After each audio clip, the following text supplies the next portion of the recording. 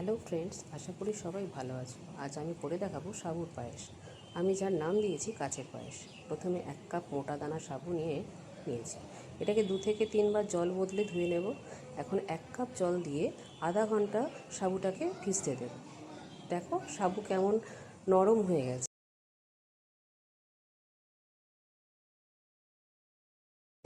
এখন এর মধ্যে সামান্য একটু নুন দিয়ে ভালো করে মেখে নেব। এখন হাতে একটু ঘি মাখিয়ে নিয়ে ছোট ছোট বলের আকারে গড়ে নেব।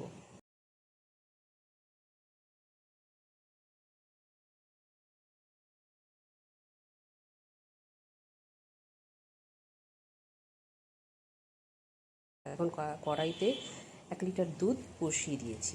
দুধটা ফুটে এলে এর মধ্যে গুঁড়ো দুধ মিশিয়ে দেব। দুধটা একটু ঘন হলে সাবুর বলগুলো দিয়ে ফুটতে দেব। এর মধ্যে দিয়ে দেব ছোটো এলাচের গুঁড়ো এবং পরিমাণ মতো মিষ্টি। আমি এখানে মিছরি ব্যবহার করেছি। দিয়ে দেব সামান্য একটু লবণ, এতে পায়েসের স্বাদ ভালো হয়। সাবুর বলগুলো ভেসে উঠলেই আমাদের পায়েস রেডি।